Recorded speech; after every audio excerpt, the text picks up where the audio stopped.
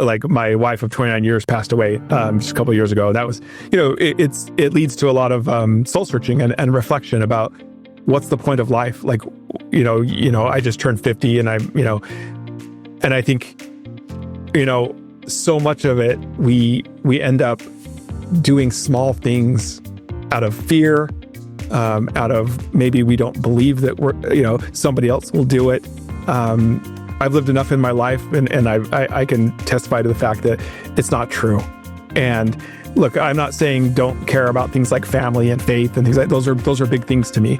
But when I think about the work that I do, I promised myself that I would only do big things. And by that, I mean the things I care about and the things that if they succeed, have the ability to transform, not just tinker. And that means I might fail more than I succeed. But boy, listen, I promise you wake up every day knowing that you are pursuing transformative things. And it keeps me going. And I couldn't be happier about it. Welcome to the Going Big podcast. I'm your host, Kevin Gentry, and this is the place where we celebrate bold moves and big ideas. Each week, I sit down with inspiring leaders, entrepreneurs, and change makers who are making a significant impact in their careers and in their communities. Whether you're looking to level up your leadership, pursue your passion, or just get inspired to take your next big leap, this is where those stories come to life. Now, if you're listening on iTunes, YouTube, or anywhere else you tune into podcasts, be sure to hit that subscribe button so you'll never miss an episode. Now, let's dive in to what it means to truly go big. Well, what a treat to have on the Going Big podcast today, Todd Rose. Todd Rose is a scientist. He is a best-selling author. He is a professor. He is a trailblazing social entrepreneur who has really developed the science of the individual. And it's perfect for a Going Big podcast discussion. Todd, I'm really so pleased to have you here. We've known each other for a number of years. And there's no better way, in my judgment, to kick off this conversation than for you to talk about your illustrious high school career. I have to say, I've never known anybody who had a 0.9 GPA. Obviously, you got kicked out of school.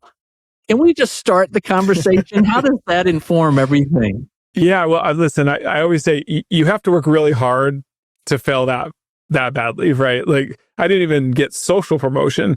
But yeah, basically, I grew up in rural America, and, in the small town that I grew up in, conformity was really prized. It didn't really fit very well with my personality. And as you can imagine, in school, when you don't do very well, it sort of compounds.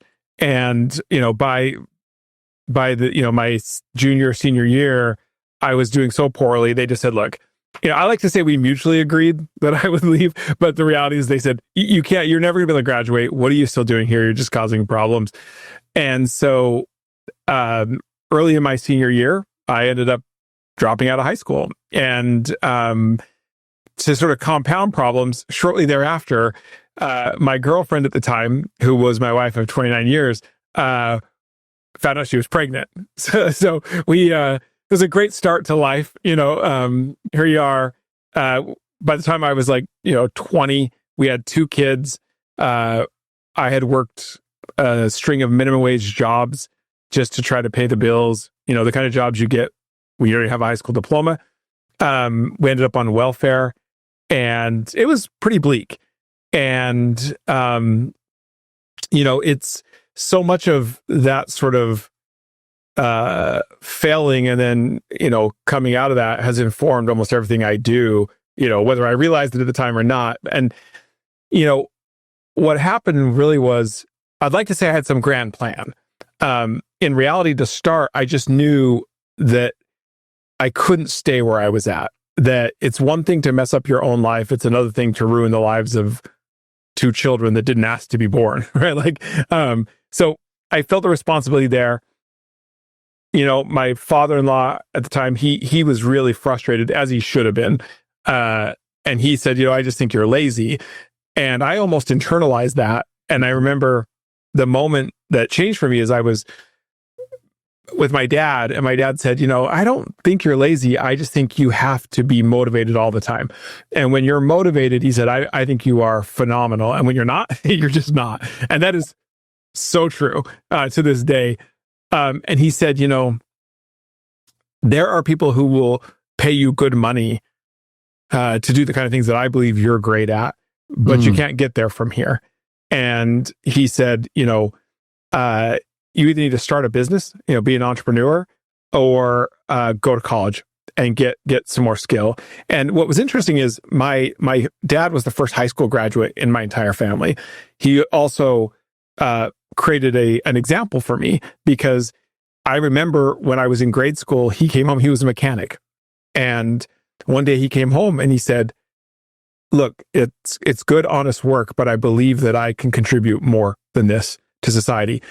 And he decided to go to school at night, and he became a mechanical engineer. He just retired as one of the world's foremost engineers in airbag design. Oh, wow. He invented so many things and saved so many people's lives. And so I watched what it means for someone to aspire for something bigger and to actually pursue it. And I saw what happened to our lives and life circumstances as a result. So I thought, well, okay, I got to do something. And so I got my GED, and I enrolled at Weber State University in Ogden, Utah. It's open enrollment, so anybody could come. Now, at first, they wouldn't let me on campus. I could only take classes at night in off campus, But it was that journey out of desperation, because all we had, my family cobbled together enough money to pay for 1 year of school. And it wasn't very expensive. It was like something $800 a term. And even then I was like, I don't, and they said, look, if you want this bad enough, you'll figure out how to make it work. And when I started, I realized I didn't know what would work, but I knew what didn't work. And up until that point, I had tried to do things the exact same way as best practices. Here's how kids get good grades. This is what it means to study. This is how you do things. I tried to follow the rules that way, and it didn't work. And so I started making decisions based on what little I knew about myself at first. And that would start to create a change in me. And, it was small things at first, like I knew that I didn't have the study skills. So I needed to pick classes that I was so passionate about, they were intrinsically interesting. So I would stick with it because I wanted the knowledge. And so even though my counselors were like, you failed algebra 3 times in high school, you should take remedial math. Even I knew that remedial math was the most taken and failed class in the country in college. So my career would have been over had I listened. So I took all the classes I cared about first. I put everything that I didn't care about off as long as I could. I learned things like there were certain contexts with certain kinds of professors that really worked for me. And what I didn't realize is I was starting to appreciate the value of fit, right? And if you don't mind, I'll tell you that there was one moment that completely changed everything for me. Please tell the story. And there's so much to dig into, and I hope those listening now would understand why I said you're perfect for the Going Big podcast. I have to say though, Todd, because not to spoil any of the end of the story, but you had a long association with Harvard University. I'm betting you're the only person affiliated with Harvard who also had a 0.9 GPA in high school. It was funny. Yeah, it was like to get my doctorate there and then become a professor. Yeah, nobody else had ever done that. I'm actually quite proud of that fact. But so there's this moment where it's been a couple of years in. I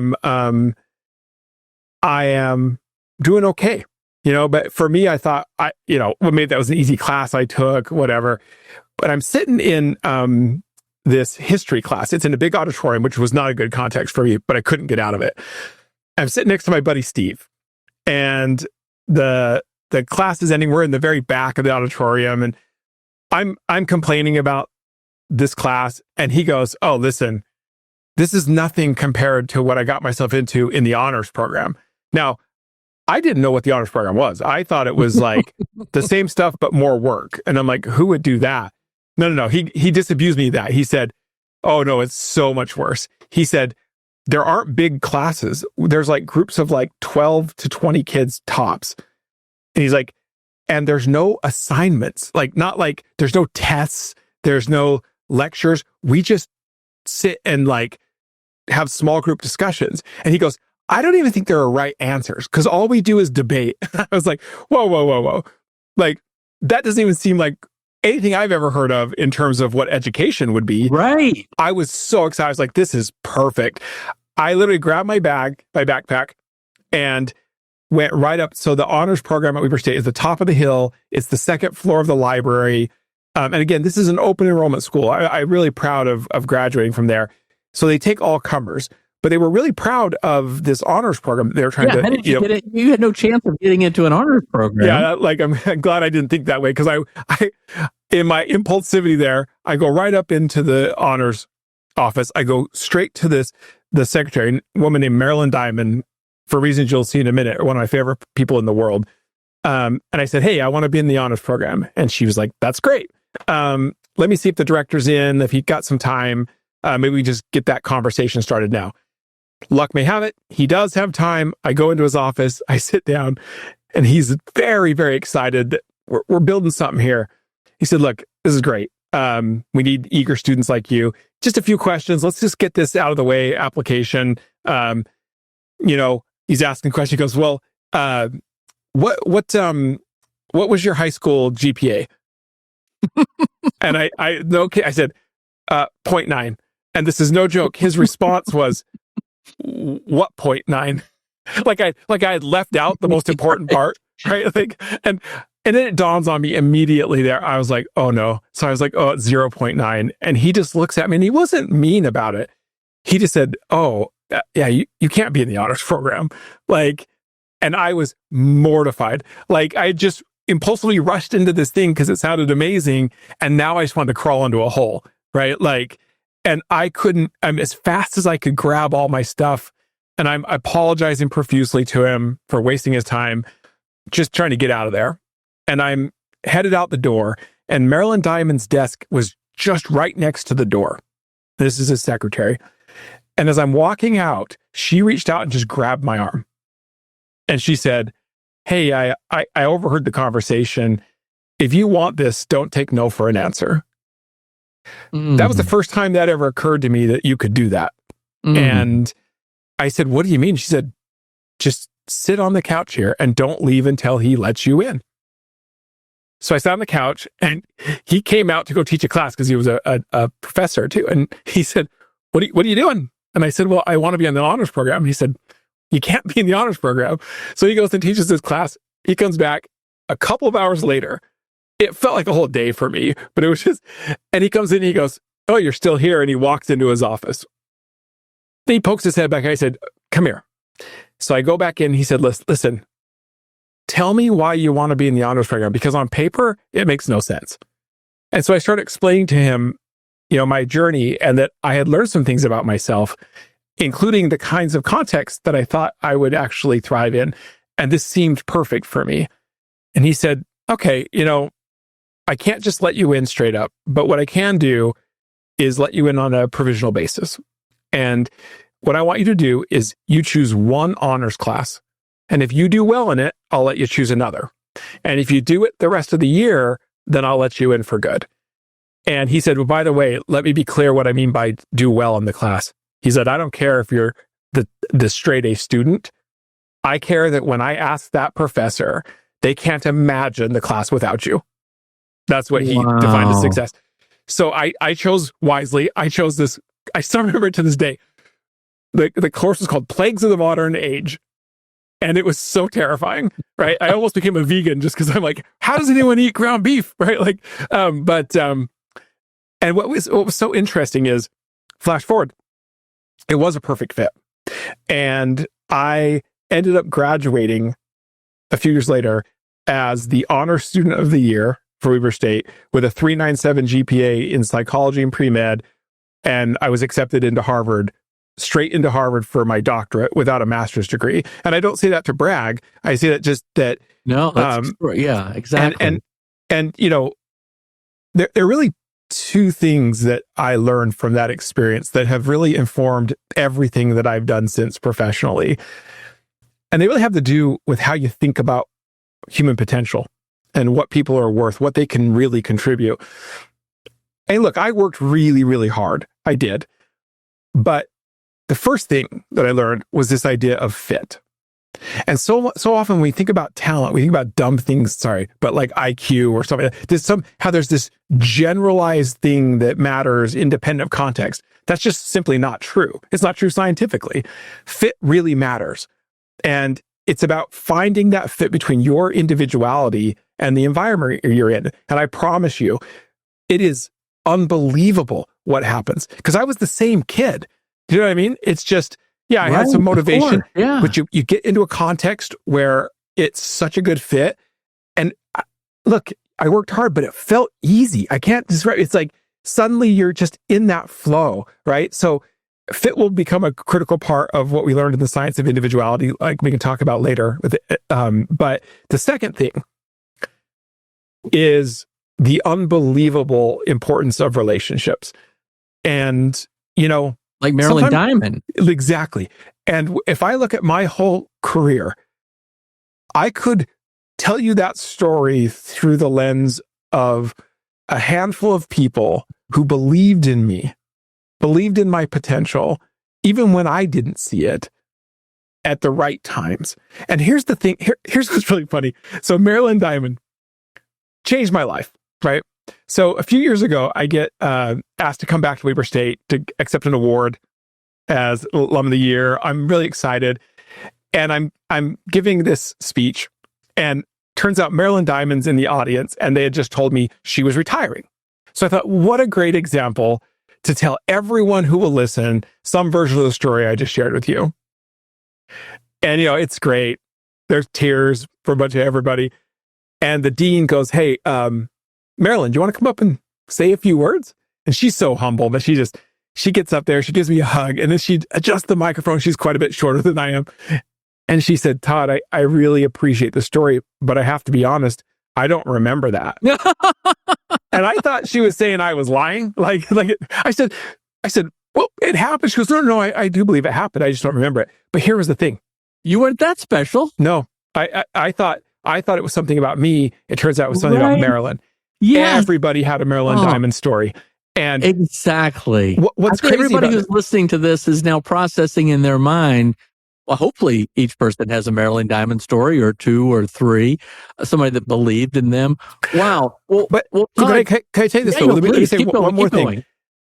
When we think about what it means to believe in someone, you often think that it requires such a heavy lift. And I think we tend to shy away from that. Right. But we can all be the Marilyn Diamonds in other people's stories. And you think about it, her effort changed my life. And it was so inconsequential to her that she didn't even remember doing it. That's the asymmetry about what it means to believe in people. And so when we start to realize that we all have a role to play in each other's success, and we start looking for those small, what I would call those Marilyn Diamond moments, you'll be amazed at the kind of impact that you can have on other people's lives. That is beautiful.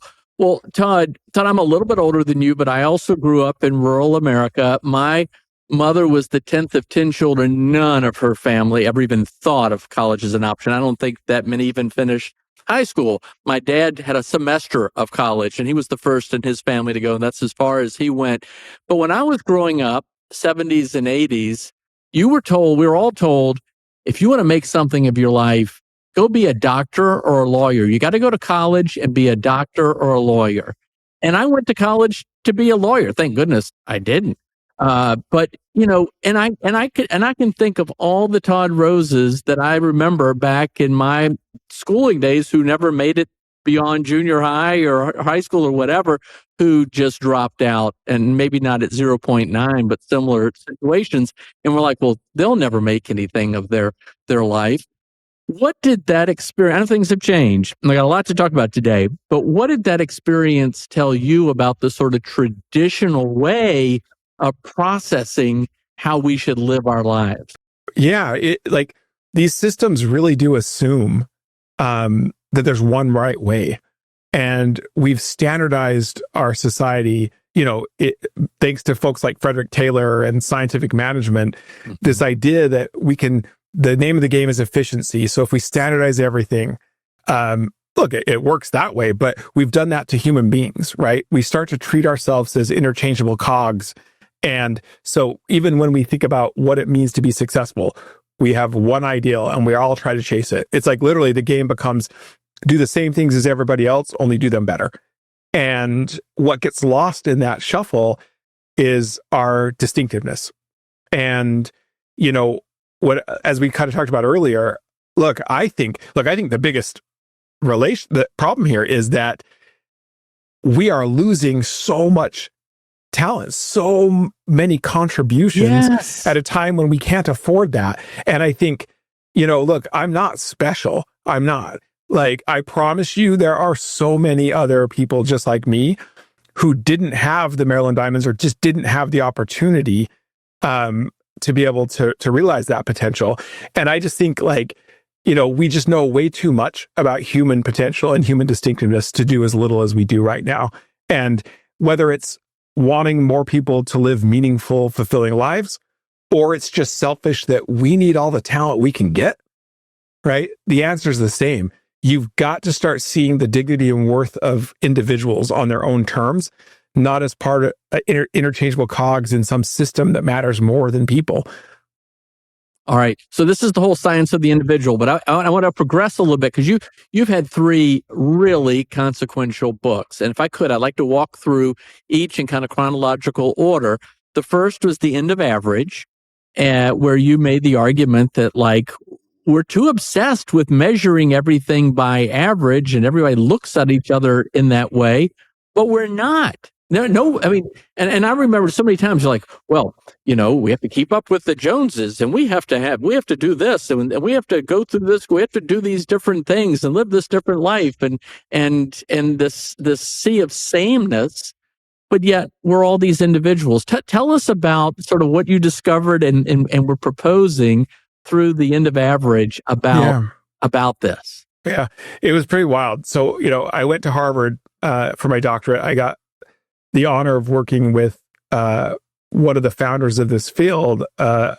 He's since passed away. His name was Kurt Fisher, a pioneer in this field.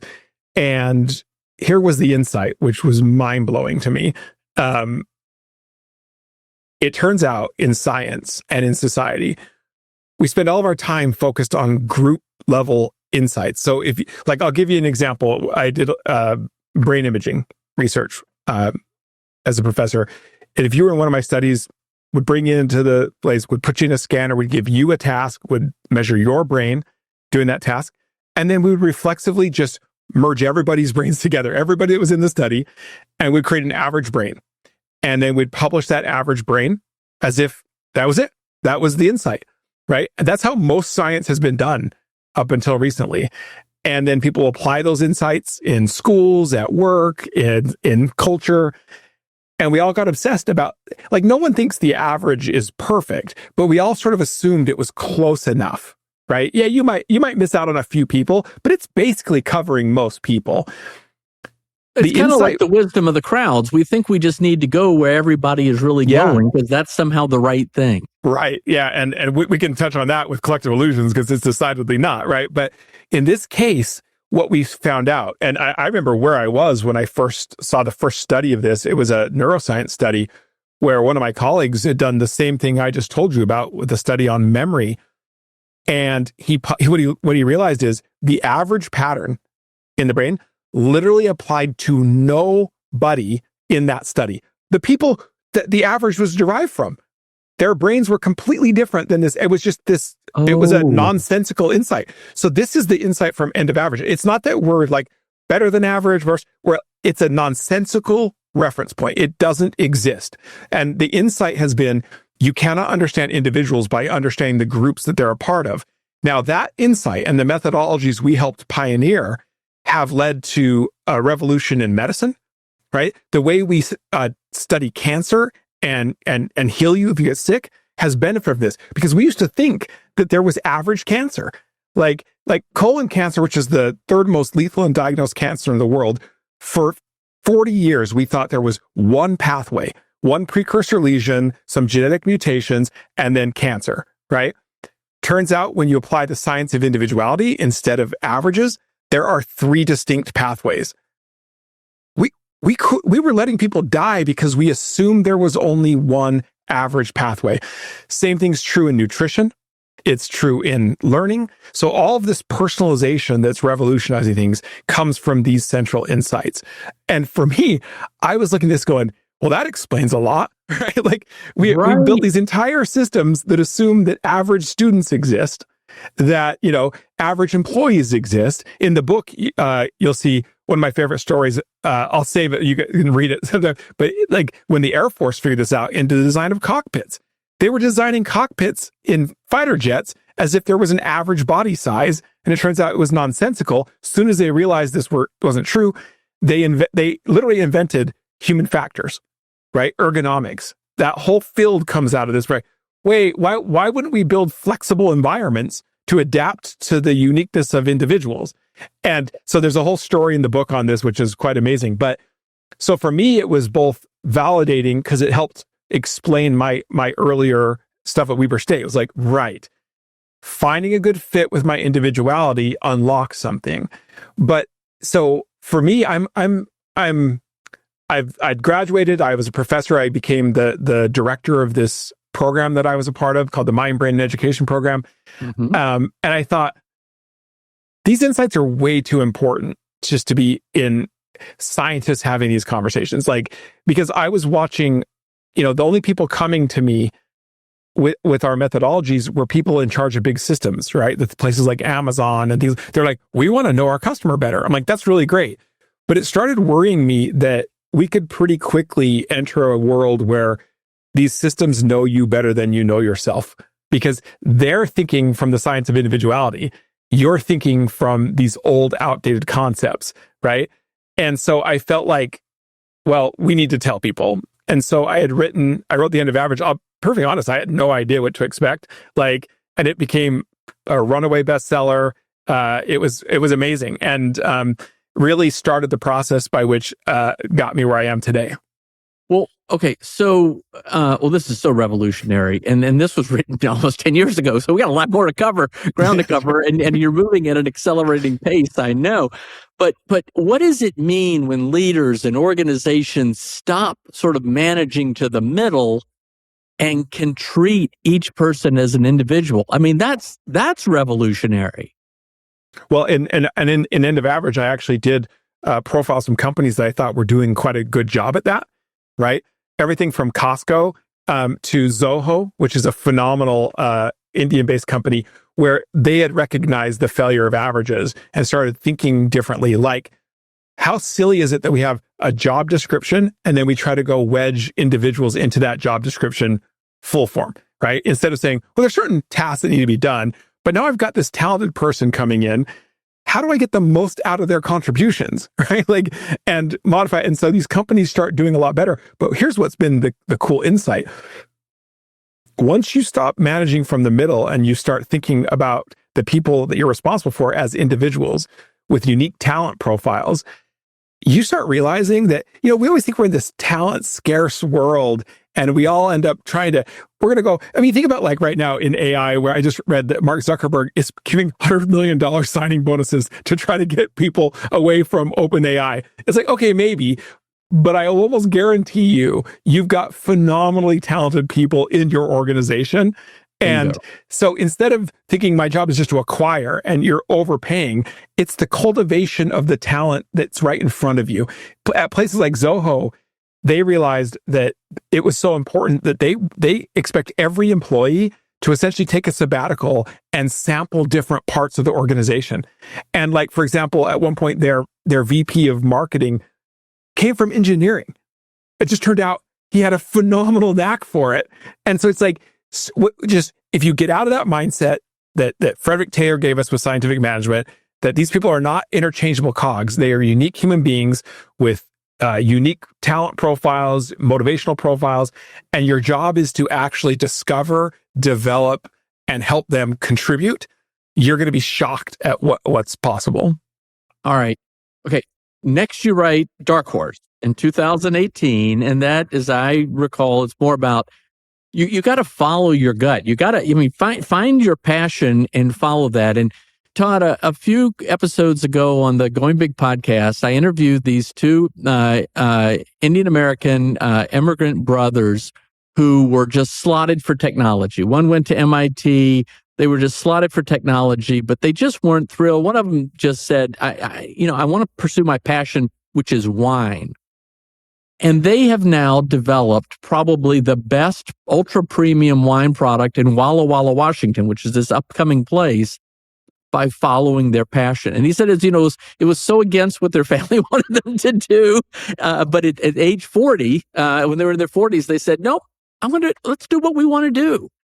Tell us a little bit about that. It's perfect. What's one of your favorite stories? What a perfect example. So let me tell you, I do have one of my favorite stories. I can't wait to share it. But so Dark Horse, so End of Average takes off, right? And it just so happens that Harvard's in the midst of a capital campaign for which they are touting this science of individuality.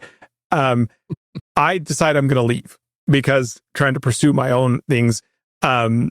And they're like, "Oh, please, you can't leave." We made a deal. I'll stay for a few years. And they said, "Look, but we want you to do some more research just so we have something to point to." And they said, "We'll give you some money to do it. What do you want to do?" Well, in writing End of Average, as I was mentioning earlier, I had profiled these companies that had done a great job with individuality. But along the way, I met some unbelievably cool individuals in these companies that were crushing life. But as I got to know them, they had these really crazy backstories, right? Coming out of nowhere. I'm like, I get why you're doing a good job here. I just don't know how you got here, because it was like zigged and zagged. And so I thought, somebody has to have studied this, right? How do people that come out of nowhere and become, is it just luck? Is there something that we can learn? And so I was like, you know what? Didn't seem like anyone had done it. So we started this Dark Horse project at Harvard.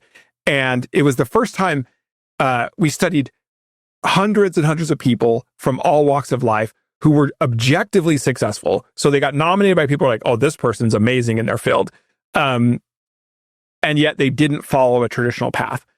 And at first, we started doing, it was the first time we ever did qualitative research, because I was like, I don't have any real hypotheses.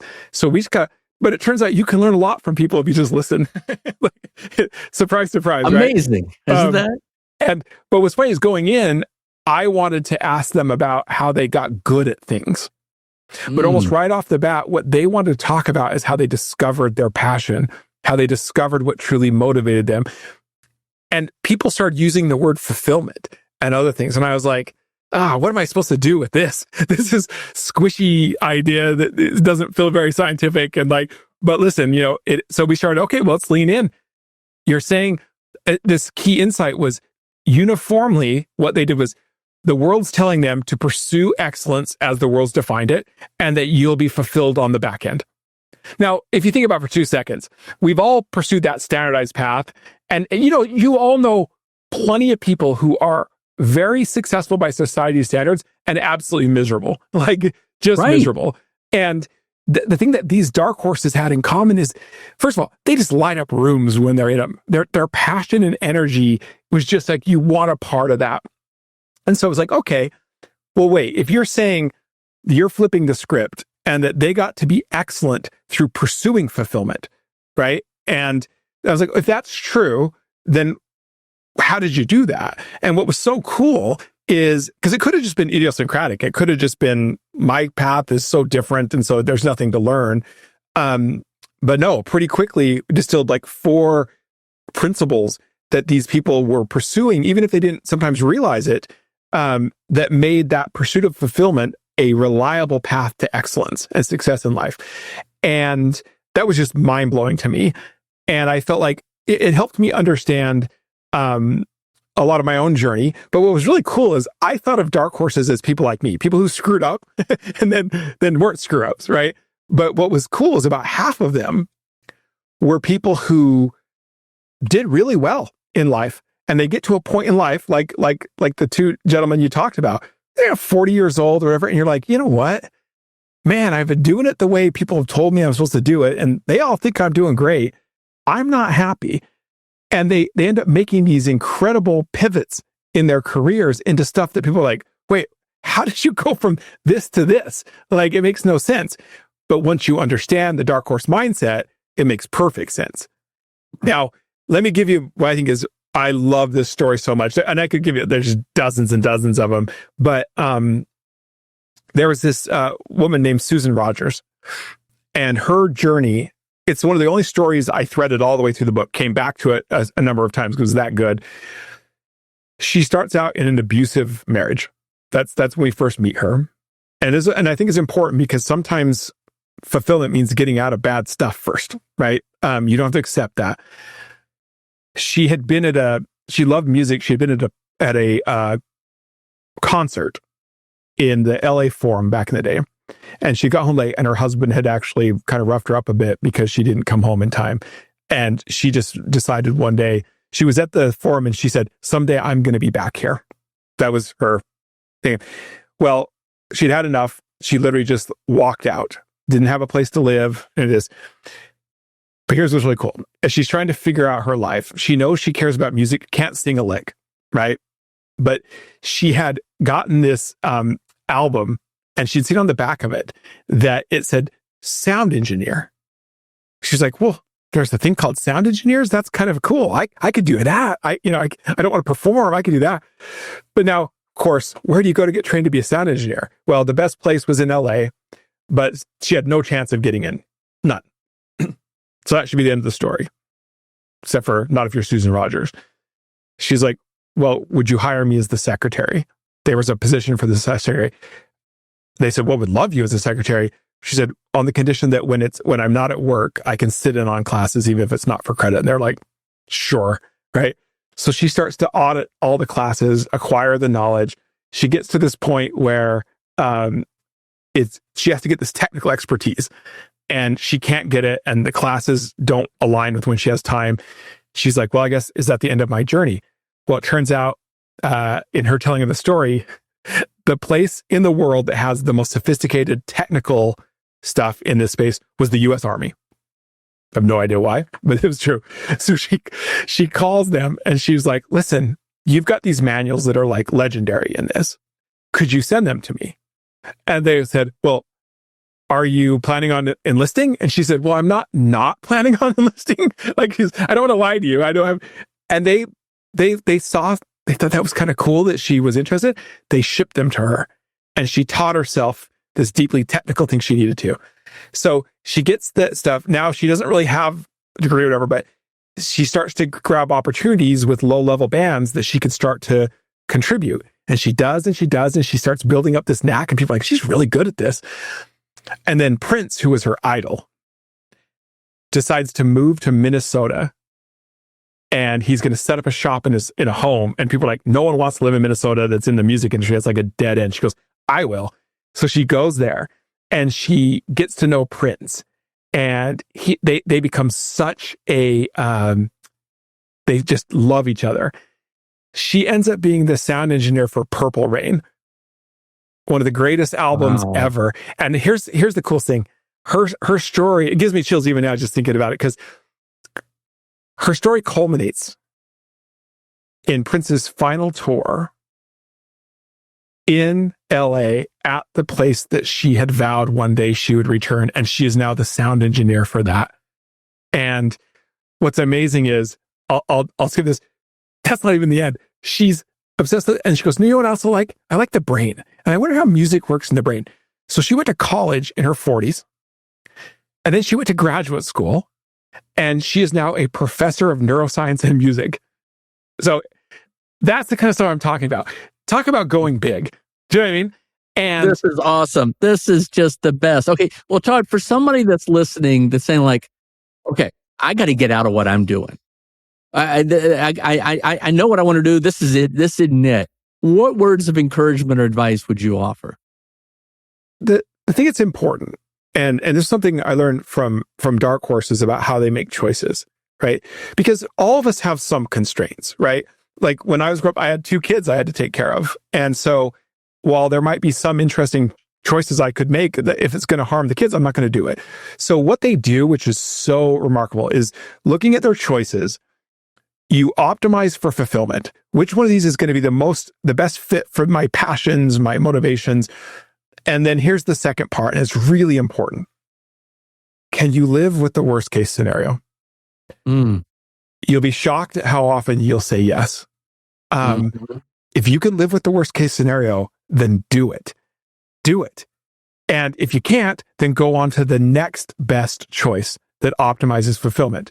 It's such an unlock. It really is. And in the Great book, advice. In Dark Horse, the second thing I'd say is what's really important for you to stay in control of your choices is you've got to know yourself. And the most important thing I learned from Dark Horses is to understand what truly motivates you.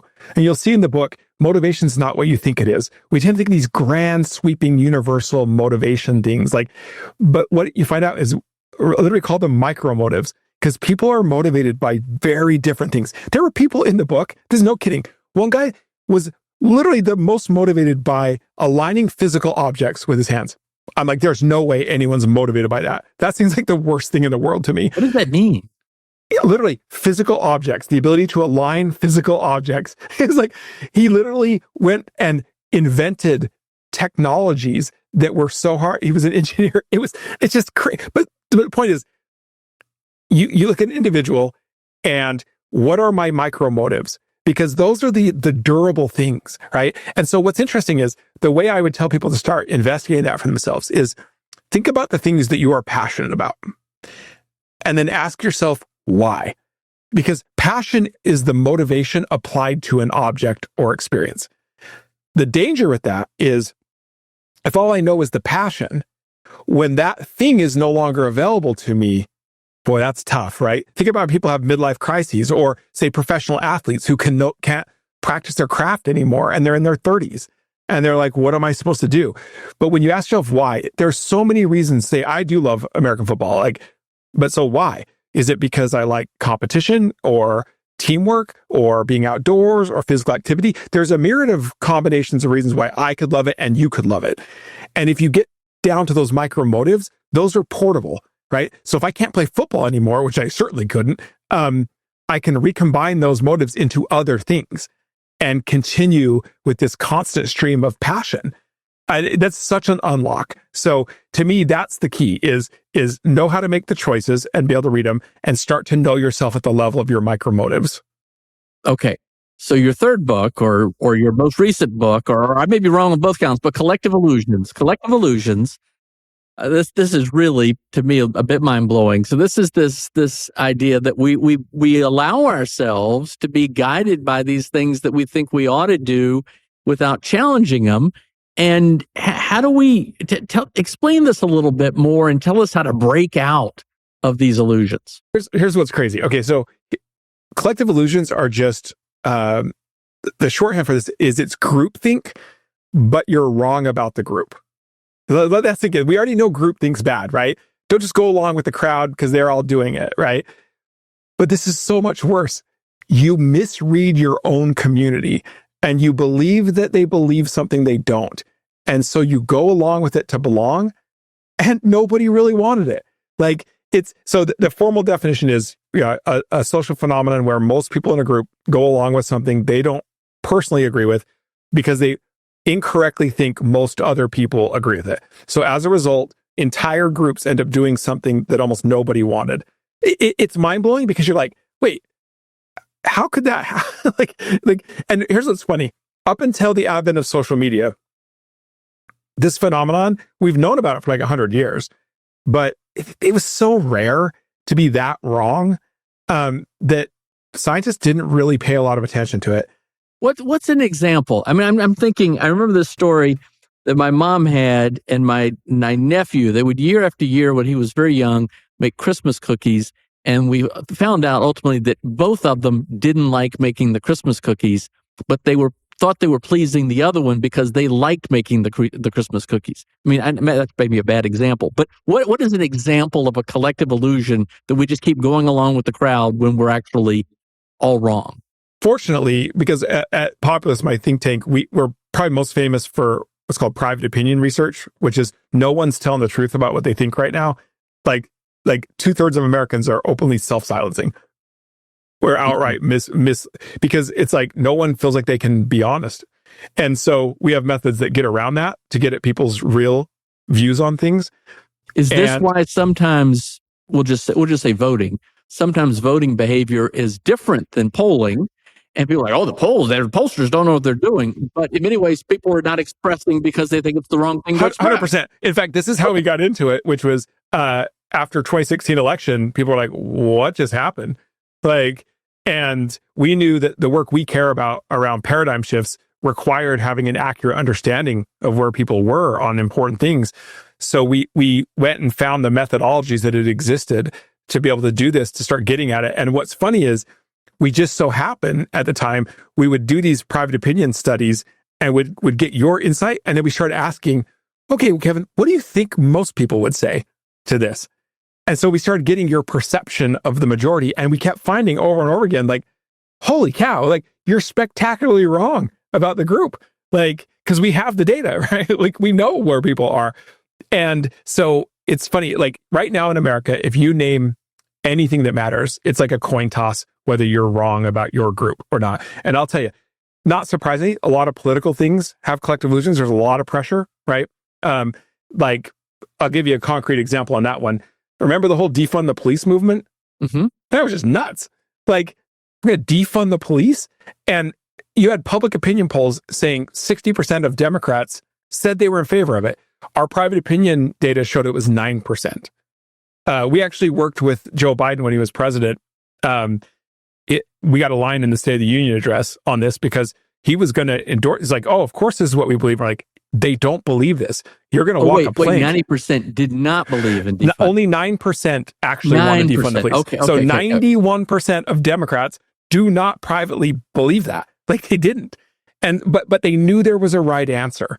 Do you know what I mean? And yes. So, and then you look at cities that went down that rabbit hole, like actually started implementing it. Every single one of them has backtracked dramatically because it's been catastrophic. So bad enough that you get bad policies when people actually want them. It's really tragic when you get them when no one really did. And I should probably share, and I'll come back to one that I think is this similar? So there's that aspect of polling or political behavior too. I'm sure it's in consumer behavior as well. You know this better than I do, where intensity means much more than preference. So you can ask people, yeah, I'm all in. I prefer broccoli over string beans, but it doesn't matter. There's not an intensity, but you're not going to vote on it. But some issues that a core, there's an intensity. Is that so? We have methods that is exactly right. So you've got to get trade-offs, right? The intensity on trade-offs, but also there's places where you just will flat out lie because you know that your group or you believe that your group has an opinion on this, right? So and maybe I just step back for just 1 second and tell you, because it's like, how does this happen? How could we be so wrong about groups? And all you need to know is there's two things that go into it. One is every human being has a conformity bias. Like we're hardwired to prefer to be with our groups, not against our groups. Makes tons of sense. It's really good for survival. But here's where it gets funny. The way your brain estimates group consensus is no kidding.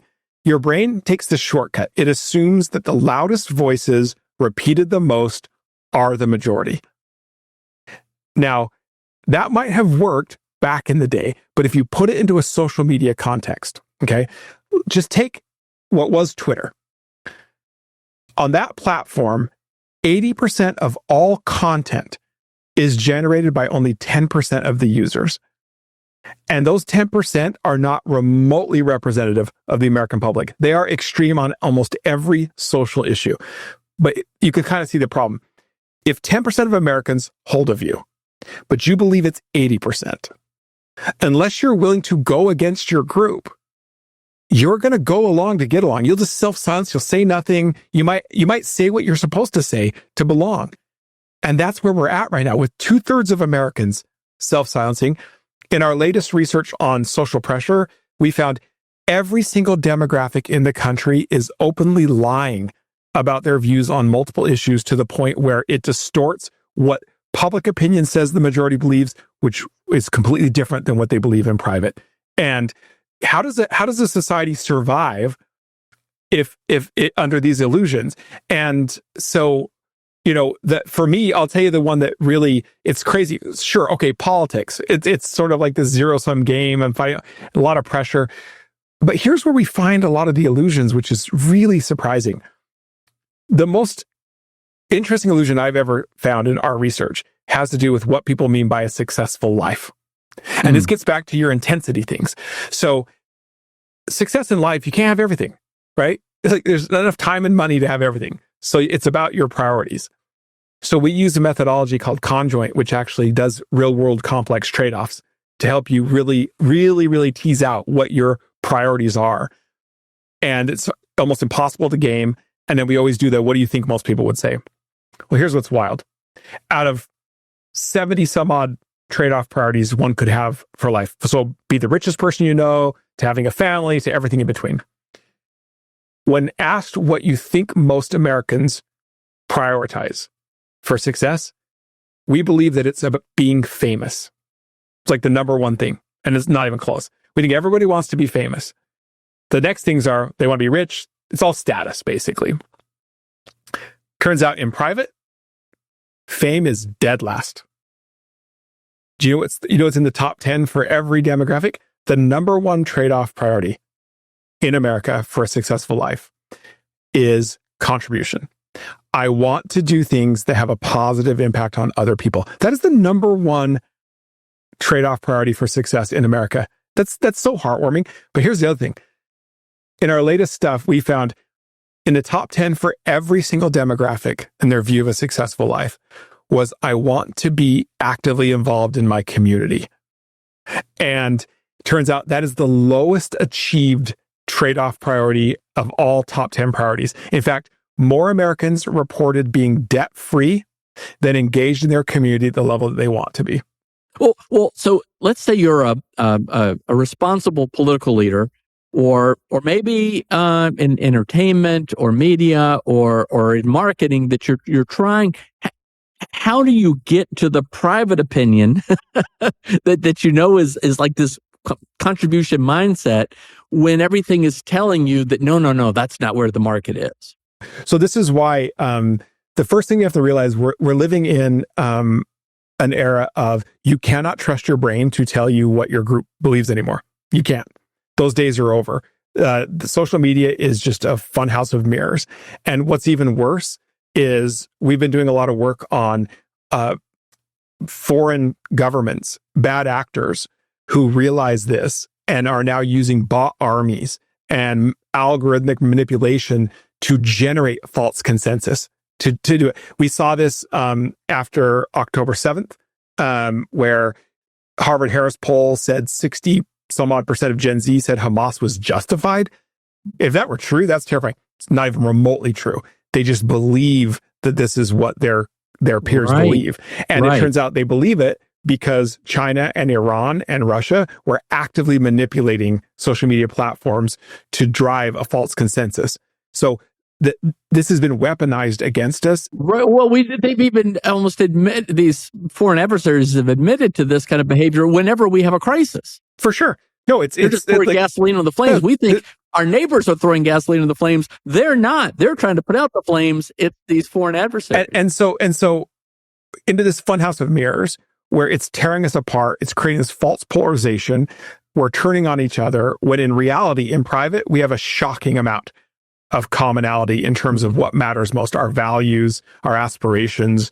And so what's interesting is, it's from an entertainment, what's been interesting is, collective illusions are interesting because they're social lies.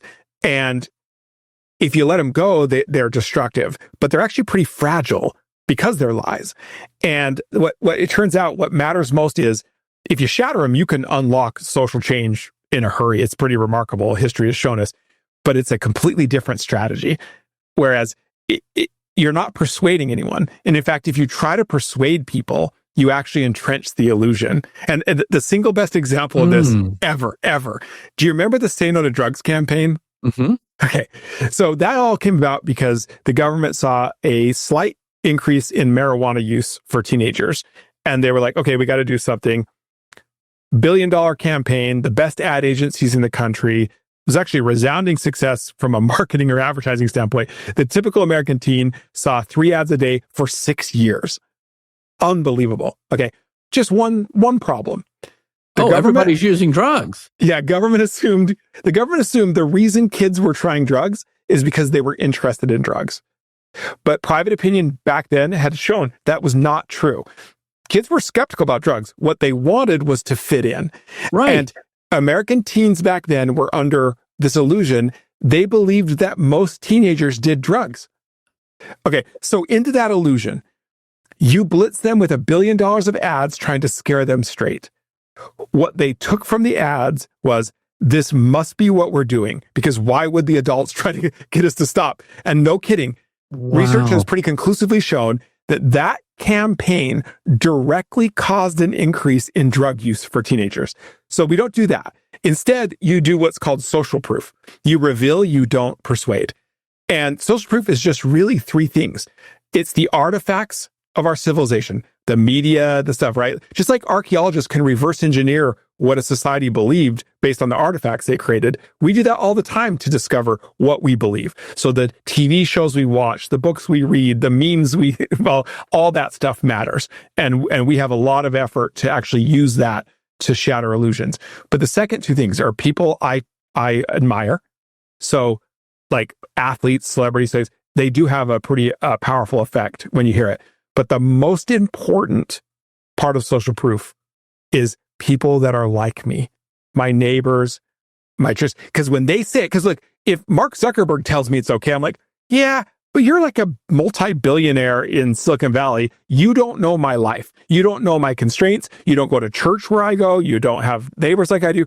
But when my next door neighbor says it, when my pastor says it, it has a massive effect. And why this is important is, if you're listening to this and you're thinking, well, this is horrible. What are we going to do? Well, this is the good news. We can solve this problem tomorrow, and you have a role to play, because everyday people are the ones that shatter illusions for other everyday people. So we have to do 2 things. And it sounds simple, but it's important. And I promise you, if you play your part, we will shatter these illusions, and we will reveal our shared values in a way that allow us to unite as Americans to pursue meaningful lives, right? We can do that together. And it's 2 things. 1, you got to find the moral courage to be honest with other people. And I know that's hard. It really is. It's very hard. When you realize that you're... Because you think the crowd is against you. But just trust me that they're probably not. Like, you're about to go silent at a time, in deference to a group, but by going silent or lying about your views, you're literally destroying the very group you're trying to belong to. Right. And there's easy ways. You don't have to be a jerk about it, right? Like, even, for example, sowing doubt by saying, so obviously we all know we're voting for this person. I haven't made up my mind yet. Like, even just in introducing uncertainty into conversations provides space for people. But the second part of that, if you can't find the moral courage yet, because look, sometimes people, their livelihoods are on the line, and it's like easier said than done. Fair enough. Then we got to find the civic courage to make it safe for other people, to be honest. That is much easier. Groups do not punish you when you stand up to allow people to say what they think. That's not how that works. So you can do that. You can make space for other people, to be honest. Make them feel comfortable that they can tell you the truth. That's the stuff we can do. And I'm telling you right now, collective illusions, I think, are the biggest invisible threat to America that exists right now. And that's the bad news. The good news is it's all within our power to do something about it. Indeed. By the way, the social psychologist Robert Cialdini, who did all the work on the science of persuasion and influence and stuff, has so much on social proof and liking and similarity. I've got to get him on this podcast so he can continue your conversation about this. But Todd, give us a little bit more hope in areas like education, where our educational system in the United States is failing terribly. Is there an opportunity utilize what you've discovered in collective illusions to maybe it's individualized education? What are some ways that we can shake this up? That's what was fascinating. If you would have asked me 5 or 6 years ago, what institution is never going to change, I would have said like K-12 education. It's a government-run monopoly that has no, like, it's not, I thought there's just no way. What a waste of, so many people have died on that hill, like, forget it. But before the pandemic, we were deploying our methodologies. So we've studied everything from the kind of lives people want to live, the kind of country we want to live in, and then we study what people want out of our key institutions using these private opinion methodologies. We started seeing something changing in private about people's trade-off priorities, and it was remarkable. Like, we predicted, publicly in advance, the collapse of college as the goal of K-12 6 years ago. And everything happens in private before it happens in public. The other thing that changed pretty dramatically, and it's solidified, this standardized system we have, nobody wants it. They don't want it. The thing that Americans have in common is we believe that every person has potential. We believe that their uniqueness matters. We believe that education should be about discovering and developing potential rather than sorting it. We believe in mastery as an approach instead of one-size-fits-all standardized assessments. We believe in individualized education, for lack of a better term. Americans don't want a better mousetrap when it comes to education. They want something different, not just better. And that is true of every demographic group. Okay. However, when you ask them, what do they think most Americans believe? They think most Americans are perfectly happy with the existing system. A one-size-fits-all factory model with standardized tests as the metrics and college as the goal. And nothing could be further from the truth. In fact, college forever used to be one of the big three indicators of the American dream. Mm-hmm. And just recently in some of our research, we found for the first time ever, that's plummeted. It is now a bottom quartile priority for the American dream. In fact, getting a certificate in a skilled labor now ranks higher in their view of success in the American dream than a college diploma. This is America now. It's amazing. So here we are, right? So what does it take, right?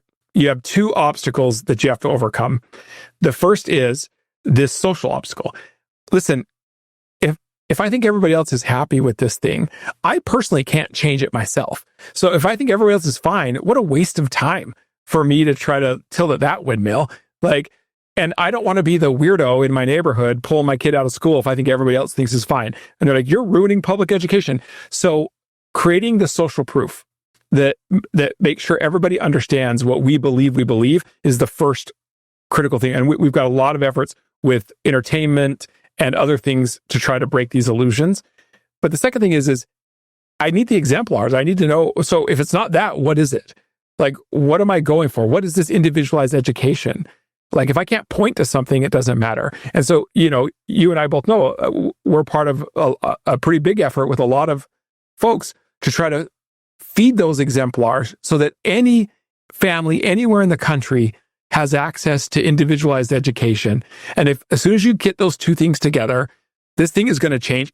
I promise you, I would bet every dollar I have that we're on the cusp of a radical transformation of education in America. Wow. What an opportunity. Now, that's very encouraging. Thank you, Todd. So, okay, we got to wrap this up. And by the way, there's all this chatter now about high agency versus low agency. Is I don't know whether that touches on this, but is high agency this thing about like, look, here's the opportunity. Go challenge it. Go challenge it. So I actually think that this is probably the most important. Like, we're leaving an era. This kind of combines all the work I've cared about. We've lived actually in a pretty paternalistic societies ever since Frederick Taylor and scientific management, right? Where Frederick Taylor literally said, without even blushing, in his book, in the past, people were first. In the future, the system has to be first. And what an inversion of democracy. What an inversion of our founding principles of America. No. And we accepted that. And we accepted it. Because you know what? Efficiency did give us more stuff. But we're kind of fed up with the stuff because the stuff doesn't bring us fulfillment. It doesn't give us meaning and purpose.